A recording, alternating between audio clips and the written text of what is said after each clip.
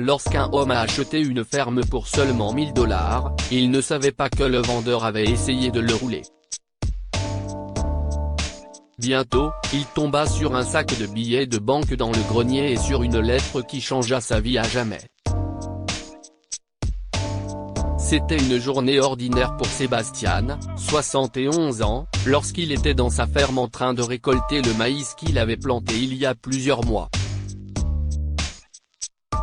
Marchant sous le soleil avec un panier de paille cassé, il jetait l'un après l'autre les grains de maïs mûrs dans le panier, espérant pouvoir les vendre au marché pour quelques dollars.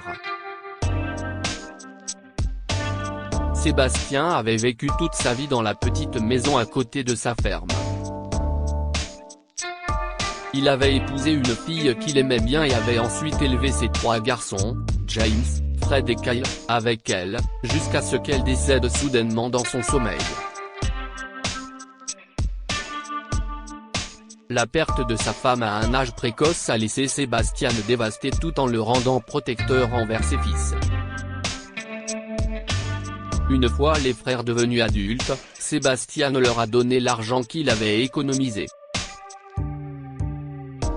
Ils achetèrent des maisons et vécurent séparément, laissant finalement leur père âgé seul. Cependant, Sébastien ne voyait pas d'inconvénient à ce que ses fils ne soient pas là, car son travail l'occupait toute la journée.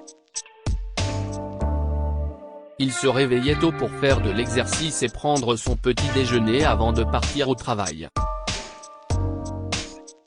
Il rentrait ensuite à la maison, fatigué, dînait et dormait immédiatement. Le vieil homme sain tenait à sa routine et s'occupait de la ferme, ce qui ne lui laissait pas le temps de penser à autre chose. Un jour, Sébastien était à la ferme lorsqu'il se sentit soudain pris de vertige. Il perdit l'équilibre après que sa vision se soit obscurcie, ce qui le fit tomber par terre. Heureusement, son voisin passait par là et vint rapidement l'aider. « Eh, Sébastien, ça va ?» demanda le voisin d'une voix tremblante, mais Sébastien ne répondit pas. Quelques minutes plus tard, Sébastien ouvrit les yeux et se retrouva à l'intérieur de la maison de son voisin. Il regarda autour de lui, mais ne se souvenait pas de ce qui s'était passé à la ferme. « Pourquoi suis-je ici ?» demanda Sébastien à son voisin. « Tu t'es évanoui, Sébastien. Tu ne te souviens pas ?» demanda le voisin. « Je me suis évanoui ?» Sébastien fronça les sourcils. « Je ne me souviens de rien. » Ce jour-là, le vieil homme décida de se rendre chez le médecin parce qu'il se sentait étourdi depuis quelques jours. Il pensait s'être évanoui à cause d'un effort excessif, mais le médecin lui dit quelque chose d'inattendu après avoir effectué quelques tests. « Je suis désolé, mais il ne vous reste plus beaucoup de temps, M. Sébastien, lui dit le médecin, vos résultats indiquent que votre cancer a progressé à un point tel qu'il ne peut plus être traité. Je vous suggère de passer ces dernières semaines avec votre famille. » Il s'est avéré que Sébastien avait ignoré les symptômes du cancer pendant des mois et que les médecins ne pouvaient plus rien faire pour inverser la tendance. Malgré tout, Sébastien ne se préoccupait pas de sa santé. Il ne pensait qu'à sa ferme. Qui s'en occupera après ma mort ? Il faut que j'informe les garçons de mon état, pensa Sébastien en prenant son téléphone. Il appela ses fils individuellement et leur dit qu'il ne lui restait que peu de temps. Comme prévu, aucun de ses fils ne l'empêcha de travailler à la ferme. Ils lui dirent qu'il était triste, mais ne lui rendirent pas visite et ne l'aidèrent pas à travailler. En fin de compte, Sébastien dut travailler à la ferme jusqu'à ce que son corps l'ait abandonné et l'ait forcé à rester à la maison. Papa, nous avons engagé une infirmière pour toi, dit James après avoir appris que son père était cloué au lit. Nous ne pouvons pas te rendre visite, mais elle t'aidera pour tout. Tu n'as pas besoin de dépenser de l'argent pour moi, mon fils, répondit Sébastien faiblement. Je quitterai ce monde tôt ou tard. Non, papa, dit James. S'il te plaît, ne dis pas ça. Garde de l'argent pour ton avenir, James, répondit Sébastien. Pourquoi toi et tes frères ne viendriez-vous pas me voir un par un au lieu d'engager une infirmière? Papa, tu sais que nous sommes tous occupés avec nos femmes et nos enfants, dit James à son père. Nous ne pouvons pas te rendre visite. Sébastien se sentait triste lorsque ses fils refusaient de lui rendre visite. Il voulait les voir une dernière fois avant de mourir, mais cela semblait impossible. Aucun de ses 3 fils ne souhaitait le rencontrer. Quelques semaines plus tard, Sébastien appela ses fils et leur annonça son testament. Ce jour-là, il se sentit très mal, ce qui le fit penser à sa ferme et à ses fils. « S'il vous plaît, prenez soin de ma ferme », dit-il à ses fils. Le lendemain, Sébastien décéda sans qu'aucun de ses fils ne soit à ses côtés. Il se sentait seul pendant les derniers instants de sa vie, mais aucun de ses fils ne s'en souciait. James, Fred et Kyle organisèrent de petites funérailles pour leur père et l'enterrèrent dans le cimetière près de la ferme. Alors que Sébastien s'attendait à ce que ses fils s'occupent de sa ferme, les 3 hommes ne retournèrent jamais dans la maison de leur père. Ils ne s'intéressaient pas à la ferme et n'y travaillaient pas, car ils étaient trop occupés à vivre leur vie avec leur famille. Quelques mois plus tard, James reçut un appel d'un avocat, les informant que Sébastien avait contracté un prêt pour l'achat d'engrais et d'aliments pour le bétail, et que les frères devaient maintenant rembourser la dette. « Mais nous n'avons pas d'argent, » protesta James. « Papa ne nous a jamais parlé de cette dette. » Plus tard dans la journée, James rencontra ses frères et leur raconta l'appel téléphonique, et ils trouvèrent rapidement une solution. « Je pense que nous devrions vendre la ferme et utiliser l'argent pour payer la dette, » proposa Kyle. Le lendemain, les frères ont visité la ferme, mais ils ont été déçus par son état. « Qui va l'acheter ? La ferme est détruite, et cette maison est tellement délabrée, » dit Fred. « Vous pensez qu'on peut la vendre ? Avons-nous le choix ? » demanda James. « Nous n'avons pas le choix. Les frères mirent en vente la ferme de leur défunt père, mais personne ne voulut l'acheter. Tout le monde voyait bien qu'elle était abandonnée et pensait que le prix demandé par les frères était trop élevé. Devrions-nous retoucher les photos et améliorer l'aspect de la maison ? demanda Kyle à ses frères. Nous pouvons faire de la publicité dans le journal et baisser le prix. Tu as raison, Kyle, dit Fred. Si est-il la seule façon de se débarrasser de cette ferme ? Quelques jours après que les frères ont publié une annonce dans le journal avec des photos éditées de la ferme, ils ont reçu un appel d'un inconnu intéressé par l'achat. « Je vends cette ferme parce que je dois déménager dans une autre ville pour mon travail, » mentit James. « J'ai besoin de vendre la ferme le plus vite possible, alors j'ai pensé que baisser le prix m'aiderait. » « Oh, je comprends, » dit Harry. « Quand pourrai-je visiter votre ferme avant de l'acheter ? Je ne pense pas que ce soit possible, dit James. Je suis déjà en contact avec 2 personnes prêtes à l'acheter sans visite. Je n'ai pas assez de temps, Harry, mais je vous promets que vous ne ferez pas une meilleure affaire que celle-ci. Vous achetez la ferme pour 1000 $. Croyez-moi, c'est une aubaine incroyable. Ignorant les mauvaises intentions de James, Harry paya ses derniers 1000 $ et acheta la ferme. Il avait prévu d'aménager avec sa femme et ses 2 enfants après que sa sœur le trahit en s'emparant de la maison et des terres de ses parents. Elle lui a fait signer des documents en lui mentant et ne lui a jamais donné sa part d'héritage. Après avoir acheté la maison, Harry se sentait heureux d'avoir investi son argent au bon endroit, sans savoir que James et ses frères se moquaient de lui. Nous l'avons bien eu, disaient-ils en se moquant de Harry qui avait acheté la ferme abandonnée de leur défunt père. 2 jours plus tard, Harry arriva à la ferme avec sa famille et fut ravi de voir la ferme qu'il avait achetée avec les fonds de l'université de ses enfants.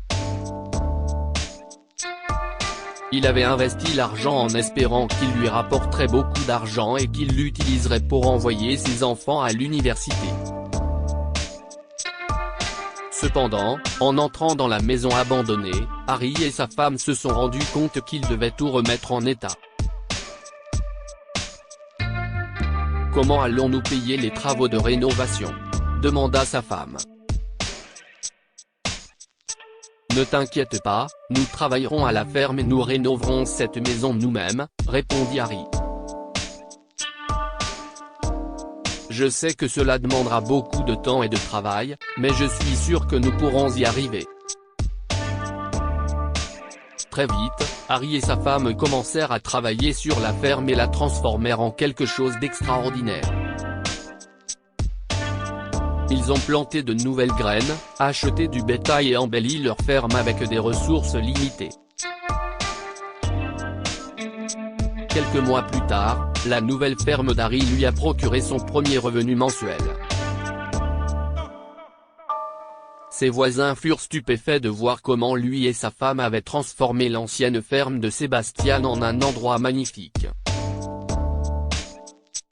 Un jour, alors qu'il travaillait dans les champs, Harry aperçut 2 hommes devant sa maison. « En quoi puis-je vous être utile ?» leur demanda Harry. « Êtes-vous le propriétaire de la ferme ?» lui demandèrent-ils. « Oui, » répondit Harry d'un signe de tête. Les 2 hommes lui expliquèrent alors qu'ils voulaient que le propriétaire paie la dette que les fils de Sébastien n'avaient jamais payée. L'ancien propriétaire de cette ferme a fait des emprunts qu'il n'a jamais remboursés. « Je suis sûr que vous le saviez avant d'acheter la ferme, » dit l'un des hommes. « Je comprends maintenant pourquoi ils ont vendu la ferme pour 1000 $, pensa Harry. Puis il promit aux hommes qu'il paierait bientôt la dette avec l'argent qu'il avait gagné en travaillant à la ferme. Il leur a même donné un premier acompte pour qu'ils lui fassent confiance. Le lendemain, Harry nettoya la ferme et se débarrassa des ordures à l'intérieur de la maison. Il se trouvait dans le grenier lorsqu'il a grimpé l'échelle pour atteindre le tiroir le plus haut d'un meuble de rangement. Il ouvrit le tiroir et en sortit un sac en plastique noir. Qu'y a-t-il à l'intérieur ? Se demanda-t-il. Soudain, le sac se déchira et plusieurs liasses de billets de banque lui tombèrent sur la tête. « Bonté divine !» s'exclama Harry. « Qu'est-ce que c'est que tout ça ?» Harry sortit alors l'autre sac et fut choqué de voir qu'il était également rempli d'une grande quantité d'argent. En plus de l'argent, il trouva aussi une enveloppe avec une lettre manuscrite à l'intérieur. Harry la lut à haute voix, « Je m'appelle Sébastien et j'ai demandé à mes 3 fils de s'occuper de ma ferme après ma mort. Je voulais qu'il s'occupe de la terre que j'avais héritée de mon grand-père, William.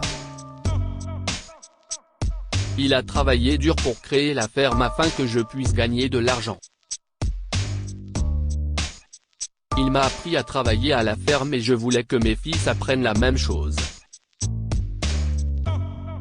Mais il semble que mes fils ne veuillent pas travailler dur. Celui qui lit cette lettre doit avoir acheté la ferme à mes fils. Je ne sais pas ce qu'ils vous ont dit, mais j'espère que vous prendrez soin de ma terre bien-aimée. Cela demandera beaucoup de travail et d'argent, c'est pourquoi j'ai décidé de m'occuper de ces derniers. Je vous laisse cet argent.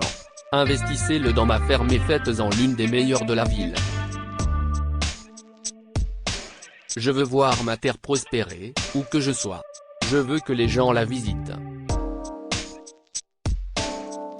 Je veux que ma ferme attire les gens de la ville. J'espère que vous réaliserez mon rêve, car mes fils refuseront probablement de respecter ma dernière volonté.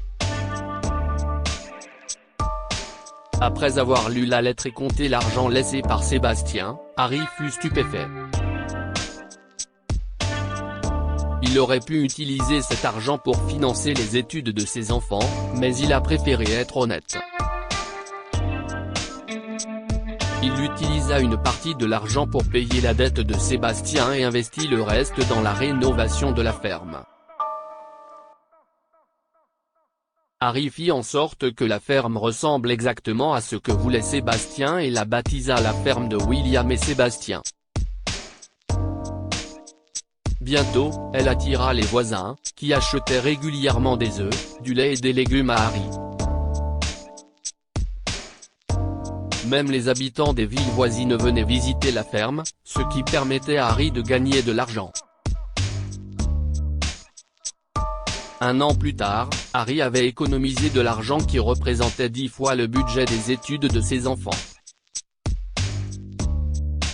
Il était convaincu que l'achat de la ferme avait été la meilleure décision de sa vie, car elle l'avait aidé à bien des égards. Il est également reconnaissant à Sébastien de lui avoir laissé l'argent. Depuis que la ferme est devenue un haut lieu touristique, James, Fred et Kyle en ont également entendu parler.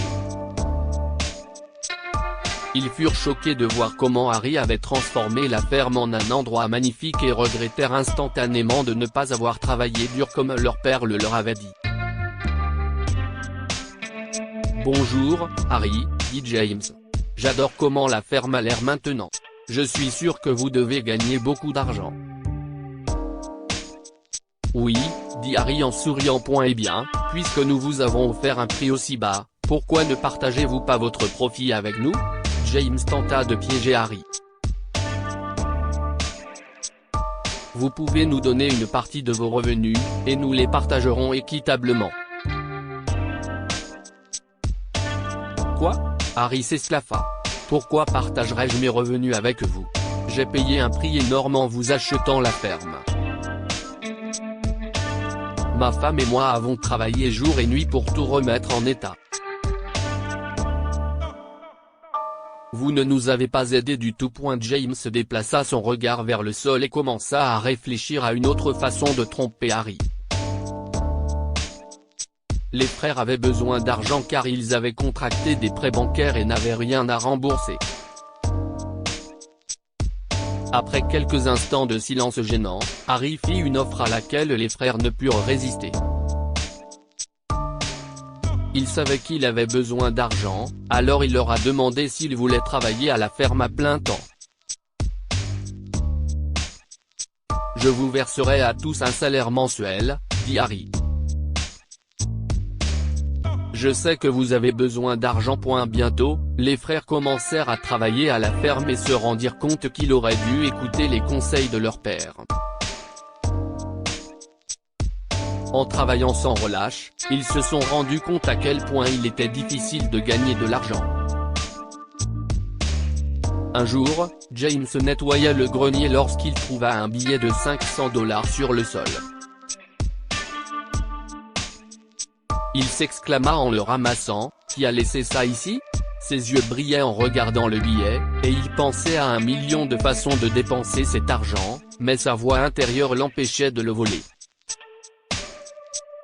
« Je devrais le rendre à Harry, » pensa-t-il. Étonnamment, Harry rit lorsque James lui parla du billet. « Si est-il t'a pris d'honnêteté, James. Tu peux la garder, » dit Harry. Il s'est avéré qu'il avait intentionnellement gardé le billet dans le grenier pour tester les frères. Comme Harry aimait sa ferme et qu'il était reconnaissant de la posséder, il a appris à ses enfants à cultiver et à s'occuper du bétail. Lorsqu'ils ont grandi, ils sont allés en ville pour suivre des études universitaires, mais ils se rendaient souvent à la ferme pour aider leurs parents. Après avoir vu ses enfants travailler dur à la ferme pendant leur temps libre, Harry était soulagé de savoir que sa ferme était entre de bonnes mains. Contrairement à Sébastien, la ferme était le cadet de ses soucis lorsqu'il était sur son lit de mort, car il était certain que ses enfants s'en occuperaient. Que pouvons-nous apprendre de cette histoire? Le travail acharné est récompensé tôt ou tard. Lorsque Harry a acheté la ferme, il s'est rendu compte qu'il devait travailler dur avant de commencer à gagner de l'argent. Il n'aurait pas récolté les fruits de ses efforts inlassables s'il avait refusé de travailler dur. Enseignez à vos enfants l'importance de l'argent dès leur plus jeune âge. Les enfants de Sébastien ne connaissaient pas la valeur de l'argent parce qu'il leur donnait toujours tout ce qu'ils voulaient. Ils n'ont jamais réalisé à quel point leur père avait travaillé dur pour gagner de l'argent.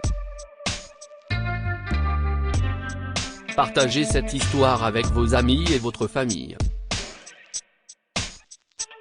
Elle pourrait les inspirer et égayer leur journée.